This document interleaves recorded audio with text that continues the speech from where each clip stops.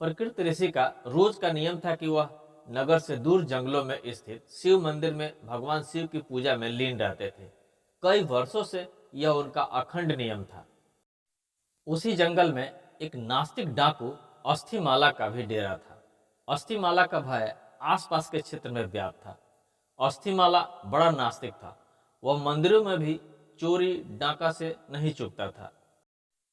एक दिन अस्थिमाला की नजर प्रकृति ऋषि पर पड़ी। उसने सोचा यह ऋषि जंगल में छुपे मंदिरों में पूजा करता है। हो न हो इसने मंदिर में काफी माल छुपा कर रखा हो। आज इसे ही लूटते हैं। अस्थिमाला ने प्रकृति ऋषि से कहा कि जितना भी धन छुपा कर रखा हो चुपचाप मेरे हवाले कर दो। ऋषि उसे देखकर तनिक भी विचलित हुए बिना बोले, कैसा धन? मैं तो यहाँ बिना किसी लोभ के पूजा के लिए चला आता हूँ। डाकू को उनकी बातों पर विश्वास नहीं हुआ। उसने क्रोध में ऋषि प्रकृति को जोर से धक्का मारा। ऋषि ठोकर खाकर शिवलिंग के पास जा गिरे और उनका सिर फट गया। रक्त की धारा फूट पड़ी। इसी बीच आश्चर्य से हुआ कि ऋषि प्रकृति के गिरने के फलस्वरूप शिवालय की छत से सोने की कुछ मोहरें अस्थिमाला के सामने गिरी। अस्थिमाला अट्टहास करते हुए बोला, तू ऋषि होकर झूठ बोलता है? झूठे ब्राह्मण, तू तो कहता था कि यहाँ कोई धन नहीं है, फिर ये सोने के सिक्के कहाँ से गिरे? अब अगर तूने मुझे सारे धन का पता नहीं बताया तो मैं यहीं पटक कर तेरे प्राण ले लूंगा।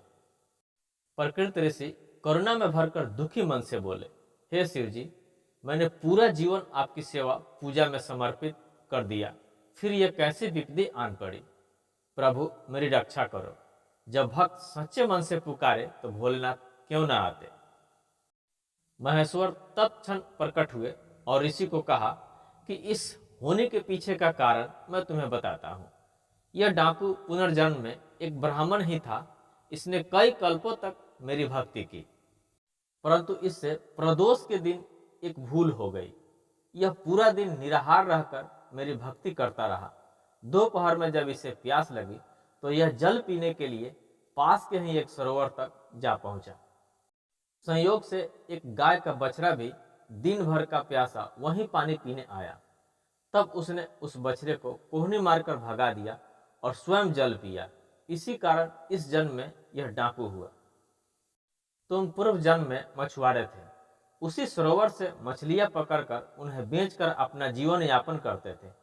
जब तुमने उस छोटे बछड़े को निर्जल परेशान देखा तो अपने पात्र में उसके लिए थोड़ा जल लेकर आए। उस पुण्य के कारण तुम्हें यह कुल प्राप्त हुआ। पिछले जन्मों के पुण्यों के कारण इसका आज राज तिलक होने वाला था, पर इसने इस जन्म में डाकू होते हुए न जाने कितने निरपराध लोगों को मारा। वो दिवालियों में चोरी की। इस कारण इसके पुण्य सीमित हो गए और इसे सिर्फ ये कुछ मुद्राएं ही मिल पाई। तुमने पिछले जन्म में अनगिनत मत्स्यों का आखेट किया, जिसके कारण आज का दिन तुम्हारी मृत्यु के लिए तय था, पर इस जन्म में तुम्हारे संचित पुण्यों के कारण तुम्हें मृत्यु स्पर्श नहीं कर पाई और सिर्फ यह घाव देकर लौट गई। ईश्वर वह नहीं करते जो हमें अच्छा लगता है, ईश्वर वह करते हैं जो हमारे लिए सचमुच अच्छा है। यदि आपके अच्छे कार्यों के परिणाम स्वरूप भी आपको कोई कष्ट प्राप्त हो रहा है तो समझिए कि इस तरह ईश्वर ने आपके बड़े कष्ट हर लिए हैं। हमारी दृष्टि सीमित है, परंतु ईश्वर तो लोक परलोक सब देखते हैं, सबका हिसाब रखते हैं। हमारा वर्तमान, भूत और भविष्य सभी को जोड़कर हमें वही प्रदान करते हैं जो हमारे लिए उचित है। इसलिए ईश्वर की शरण में रहिए।